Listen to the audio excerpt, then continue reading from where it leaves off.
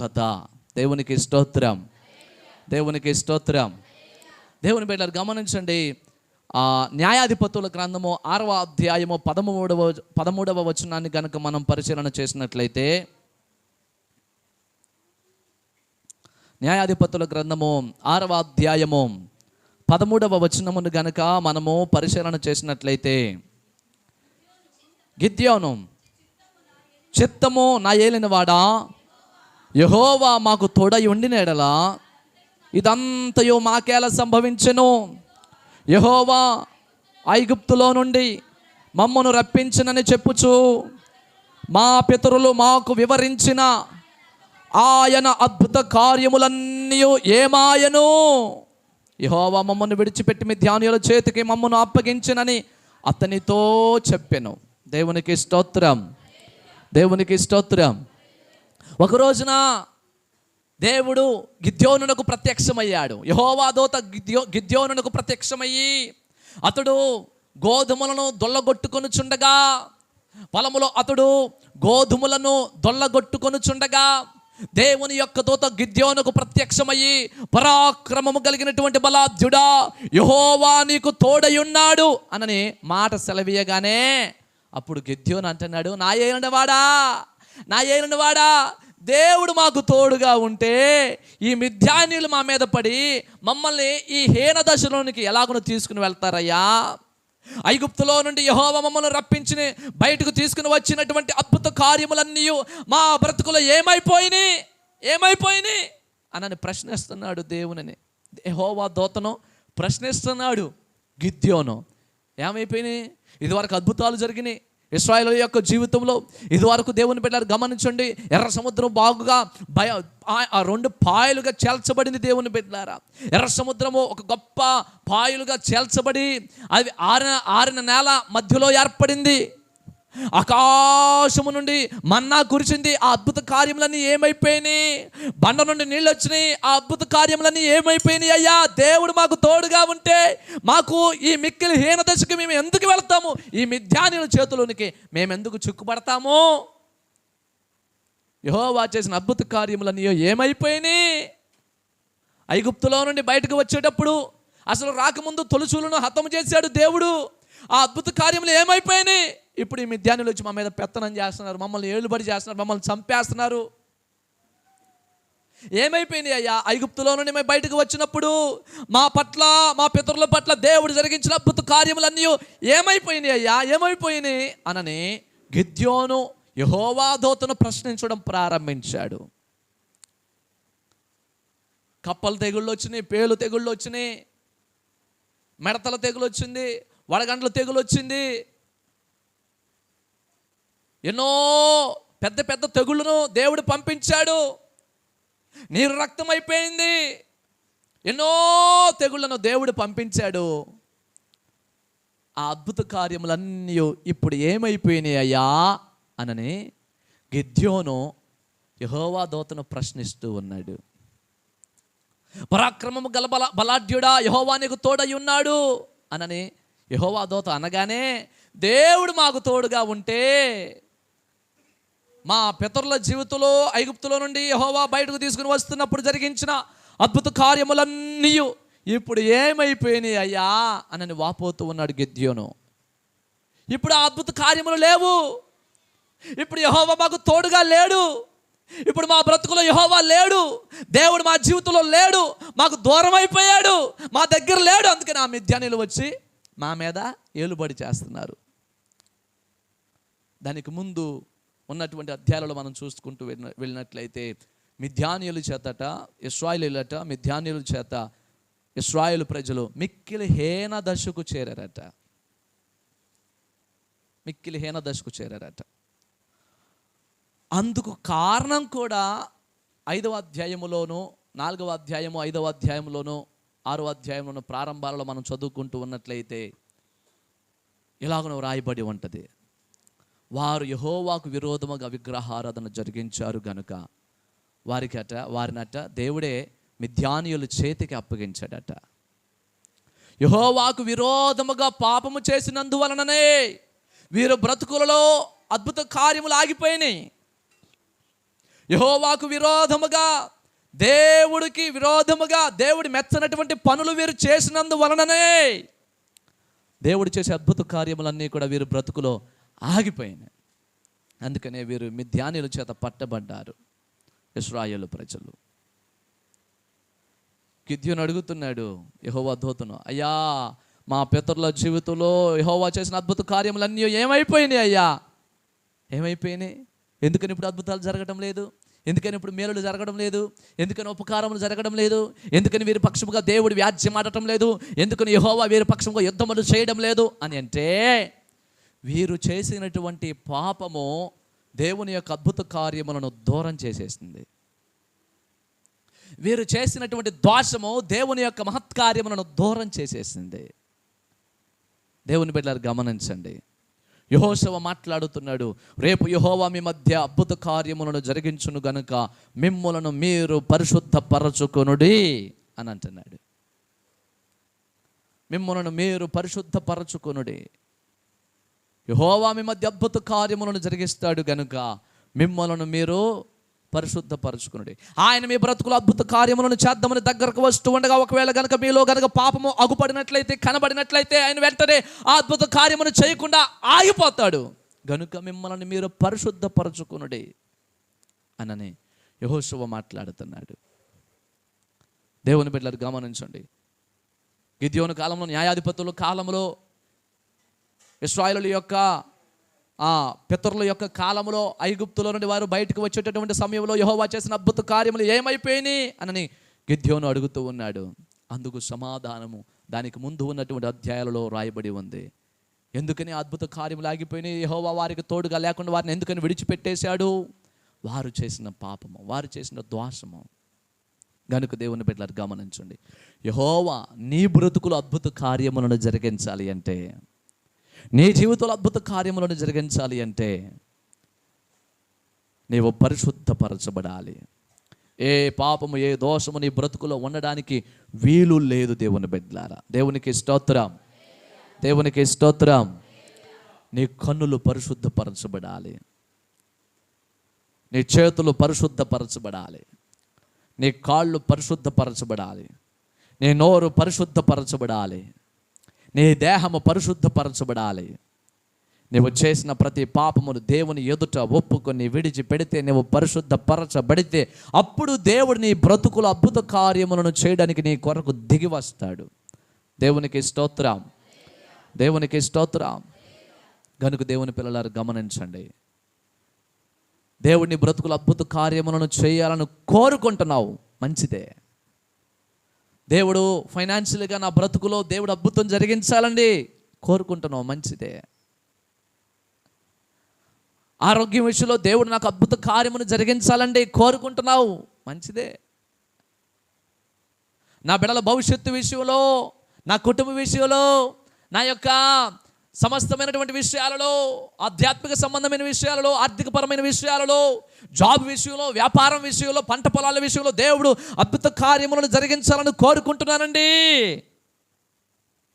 అయితే నీవు పరిశుద్ధపరచబడాలి.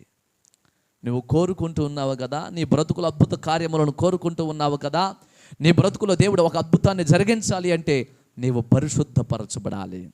నీవు పరిశుద్ధపరచబడకుండా దేవుని యొద్ద నుండి అద్భుత కార్యములను చూడలేవు, ఆయన అద్భుత కార్యములను పొందుకోలేవు. రక్షింపనేరకు ఉండినట్లు యెహోవా హస్తము కొరచ కాలేదు, విననేరకు ఉండినట్లు ఆయన చెవులు మందము కాలేదు. మీకును మీ దేవునికి మధ్య మీ దోషములు అడ్డముగా వచ్చినాయి. అందుకనే ఆయన ఆలకింపకున్నాడు, అందుకనే ఆయన మీ కొరకు దిగి రాకుండా ఉన్నాడు, అందుకనే ఆయన మీ బ్రతుకులలో అద్భుత కార్యములను జరిగించడం లేదు. ఆయన కార్యంలో నీ బ్రతుకులో నిలిచిపోవడానికి గల కారణము నీ దోషమే, నీవు పరిశుద్ధపరచబడకపోవడమే. గనుక ప్రియులారా, నీవు పరిశుద్ధపరచబడితే నీ బ్రతుకులో దేవుని అద్భుత కార్యాన్ని నువ్వు నిశ్చయముగా చూస్తావు. నీవు పవిత్రపరచబడితే నీ బ్రతుకులో దేవుని యొద్ద నుండి అద్భుత కార్యములను నీవు పొందుకోగలుగుతావు. పరిశుద్ధపరచబడితే మనము దేవుని యొద్ద నుండి అద్భుత కార్యములను మనము చూస్తాం. ఆయన యొద్ద నుండి అద్భుత కార్యములను పొందుకోవాలి. ఆయన నీ బ్రతుకుల అద్భుత కార్యములను నీవు జరిగించబడాలని కోరుకుంటూ ఉన్నావా? ఆయన నీ బ్రతుకులు అద్భుత కార్యములు చేయాలి అంటే నువ్వు ఎట్లా ఉండాలి అనేది ఈ మధ్యాహ్న కాల సమయంలో నా వాక్య అంశమై ఉంది. ఆయన యొద్ద నుండి అద్భుత కార్యములు నీవు పొందుకోవాలి అంటే, ఆయన యొద్ద నుండి ఆశ్చర్య కార్యములను నీవు పొందుకోవాలి అంటే, ఆయన నీకు ఒక అద్భుత కార్యమును, నూతనమైన కార్యముని నీ బ్రతుకులో జరిగించాలి అంటే నీవు పరిశుద్ధపరచబడాలి. యెహోషువ అందుకని ఈ మాట అంటున్నాడు, రేపు యెహోవా మీ మధ్య అద్భుత కార్యములను జరిగించును గనుక మిమ్మలను మీరు పరిశుద్ధపరచుకొనుడే. మిమ్మను మీరు పరిశుద్ధపరచుకొనుడే. ఎలాగని పరిశుద్ధపరచబడతాం? నీ పాపమును దేవుని ఎదుట ఒప్పుకొని విడిచిపెడితే నీవు పరిశుద్ధపరచబడతావు. ఒప్పుకోవాలి, విడిచిపెట్టాలి. అప్పుడు నీవు పరిశుద్ధపరచబడతావు. నీవు పరిశుద్ధపరచబడినటువంటి ఆ స్థితి ఉంది చూడు, ఆ స్థితి దేవుని యొద్ద నుండి అద్భుత కార్యములను పొందుకునేటటువంటి స్థితి. దేవునికి స్తోత్రం. నీవు పరిశుద్ధపరచబడిన స్థితిలోనికి రాకుండా దేవుని యొద్ద నుండి అద్భుత కార్యములను ఆశించినా కానీ వృధానే. నీవు పరిశుద్ధపరచబడాలి. అప్పుడు దేవుని యొద్ద నుండి అద్భుత కార్యములను నీవు చవి చూడగలుగుతావు. రెండవది, దేవుని యొద్ద నుండి అద్భుత కార్యములను నీవు పొందుకోవాలి అంటే ఏం చేయాలి? చూడండి, నెహెమ్యా గ్రంథము 9వ అధ్యాయము 17వ వచనము. నెహెమ్యా గ్రంథము 9వ అధ్యాయము 17వ వచనము. వారు విధేయులగుటకు మనస్సు లేని వారై తమ మధ్య నీవు చేసిన అద్భుతములను జ్ఞాపకము చేసి కొనక తమ మనస్సును కఠినపరచుకొని తాముండి వచ్చిన దాస్యపు దేశమునకు తిరిగి వెళ్ళుటకు ఒక అధికారిని కోరుకొని నీ మీద తిరుగుబాటు చేసిరి. అయితే నీవు క్షమించుటకు సిద్ధమైన దేవుడువును, దయావాత్సల్యతలు గల వాడువును, దీర్ఘశాంతమును బహుకృపయు గలవాడువునయుండి వారిని విసర్జింపలేదు. దేవునికి స్తోత్రం. దేవునికి స్తోత్రం. వారు విధేయులగుటకు మనసు లేని వారై తమ మధ్య నీవు చేసిన అద్భుతములను జ్ఞాపకము చేసి కొనక తమ మనస్సును కఠినపరచుకొని తాముండి వచ్చిన దాస్యపు దేశమునకు తిరిగి వెళ్ళుటకు ఒక అధికారిని కోరుకొని నీ మీద తిరుగుబాటు చేసిరి. అంటే జాగ్రత్తగా వినండి, దేవుడు నీ బ్రతుకులు అద్భుత కార్యములను జరిగించాలి అంటే ఇదివరకు నీ జీవితంలో దేవుడు చేసిన అద్భుత కార్యములను నీవు జ్ఞాపకము చేసుకోవాలి. ఏం చేయాలి? దేవుడు నీ బ్రతుకులో అద్భుత కార్యములను జరిగించాలి అంటే ఇదివరకు ఆల్రెడీ నీ బ్రతుకులో దేవుడు చేసిన అద్భుత కార్యములను నీవు జ్ఞాపకము చేసుకోవాలి. దేవునికి స్తోత్రం. దేవునికి స్తోత్రం. జ్ఞాపకం చేసుకోవాలి. అందుకనే కీర్తనాకారుడు 78వ కీర్తనలో 43వ వచనంలో ఇలా అంటాడు, ఐగుప్తులో తన సూచక క్రియలను, సోయను క్షేత్రమందు తన అద్భుతములను ఆయన చూపిన దినమును వారు జ్ఞప్తికి తెచ్చుకొనలేదు. ఏమిటట? నెహెమ్యా అంటున్నాడు, వారు హృదయమును కఠినపరచుకుని మరలా ఒక అధికారిని, ఏ అధికారిని? ఒక దూడను, బంగారముతో ఒక దూడను తయారు చేసుకొని నీవే మాకు దేవుడువు, నీవే మాకు అధికారివి అని చెప్పేసి దానికి సాగిలపడి ఒక అధికారిని దాన్ని వారు సొంతంగా చేసుకొని దానికి మ్రొక్కారట. అక్కడ పేలు తెగులు తీసుకొచ్చినటువంటి ఆ తెగులను మర్చిపోయారు. కప్పల తెగులను పంపించి రాజును ఇబ్బంది పెట్టినటువంటి అద్భుతాన్ని ఇశ్రాయేలు ప్రజలు మర్చిపోయారు. వడగండ్లు వారి మీద కురిపించి, ఐగుప్తీయుల మీద కురిపించి దేవుడు చేసిన అద్భుత కార్యమును వీరు మర్చిపోయారు. అర్థమైందా మీకు? ఒంటి నుండి బొబ్బలు వచ్చినాయట, ఎంత లావు గడ్డలు వచ్చినాయట వాళ్ళకి, ఐగుప్తీయులకి. ఆ తెగులను ఇశ్రాయేలు ప్రజలు మర్చిపోయారు. నీటిని రక్తముగా మార్చిన అద్భుత కార్యమును వారు మర్చిపోయారు. మిడతల తెగులను వారు మర్చిపోయారు. జ్ఞప్తికి తెచ్చుకోవడం లేదు. సముద్రం అసలు ఎప్పుడు నిన్నగా మొన్నే కదండి సముద్రం చేల్చబడి ఆరిన నేల ఏర్పడి ఎట్ట నడుచుకుంటే వెళ్తుంటే ఇటు చూస్తున్నారు, అరే ఎంత ఎత్తుగా నిలబడింది, నీళ్లు ఎట్టా నిలబడిందిరా అని వాళ్ళు చూస్తూనే ఉన్నారు కళ్ళతో. నిన్నగాక మొన్న అది దాటిపోయి వచ్చిన తర్వాత, అరణ్యంలోకి వెళ్ళిన తర్వాత మోషే అక్కడ లేకుండా ఉపవాసం ఉండడానికి పైకి వెళ్తే కొండ మీదకే ప్రార్థన చేసుకోవడానికి ఆయన వచ్చేలోపు వీళ్ళు ఏం చేశారు అంటే ఓ బంగారపు దూడం చేసుకొని దానికి మొక్కి, దానికి సాగబడి, దానికి సంబరాలు చేసి, తిరణాలు చేసి అన్నీ చేశారు. వీళ్ళు దేవుడు చేసిన అద్భుత కార్యములను జ్ఞాపకం చేసుకోనందువలన దేవుడు వీరి జీవితంలో అద్భుత కార్యాలు చేయడం ఆపేశాడు. అర్థమైందా మీకు? నెహెమ్యా అదే మాట అంటున్నాడు, ఇక్కడ కీర్తనకారుడు కూడా అదే మాట అంటున్నాడు. యెహోవా వారి మధ్య చేసిన అద్భుత కార్యములను వీరు జ్ఞాప్తికి తెచ్చుకోలేదంట, జ్ఞాపకం చేసుకోలేదంట. జ్ఞాపకం చేసుకుని ఏం చేయాలి? తలపోస్తూ, అయ్యా నువ్వు ఎంత గొప్ప దేవుడివయ్యా, సముద్రాన్ని చీల్చి ఆరిన నేల అప్పటికప్పుడు ఏర్పాటు చేసి ఎంత గొప్ప దేవుడివయ్యా, మీకు వందనాలయ్యా, మీకు స్తుతులయ్యా, మీకు వందనాలయ్యా, మీకు స్తోత్రాలయ్యా అని చెప్పవలసినటువంటి వారు ఆ అద్భుత కార్యాలను జ్ఞాపకం చేసుకోవట్లా, వాటిని బట్టి దేవుణ్ణి స్తుతించడం లేదు. అందుకనే దేవుడు అద్భుత కార్యాలను చేయడం ఆపేశాడు. దేవునికి స్తోత్రం, దేవునికి స్తోత్రం.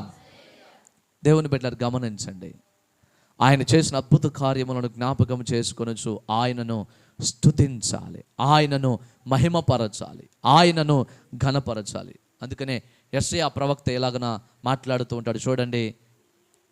25వ అధ్యాయము యెషయా గ్రంథము 25వ అధ్యాయము 1వ వచనంలో మనం చూసినట్లయితే, యెహోవా నీవే నా దేవుడవు, నేను నిన్ను హెచ్చించెదను, నీ నామమును స్తుతించెదను, నీవు అద్భుతములు చేసితివి, సత్య స్వభావమును అనుసరించి నీవు పూర్వకాలమును చేసిన నీ ఆలోచనలు నెరవేర్చితివి. చాలు చాలు. యెహోవా నీవే నా దేవుడవు, నేను నిన్ను హెచ్చించెదను, నీ నామమును స్తుతించెదను, నీవు అద్భుతములు చేసితివి. దేవునికి స్తోత్రం, దేవునికి స్తోత్రం. నీవు అద్భుత కార్యములను చేశావు గనుక నేను నిన్ను స్తుతిస్తా. యెషయా ప్రవక్త అంటున్నాడు, దేవుడు అద్భుత కార్యములను జరిగించాలి అంటే ఆయన చేసినటువంటి ఇదివరకు చేసిన అద్భుత కార్యములను జ్ఞాపకం చేసుకుని గుర్తుకు తెచ్చుకొని వాటిని తలపోస్తూ వాటిని బట్టి దేవుని స్తుతించాలి. యెషయా ప్రవక్త ఏమంటున్నాడు? యెహోవా నీవే నా దేవుడు, యెహోవా నీవే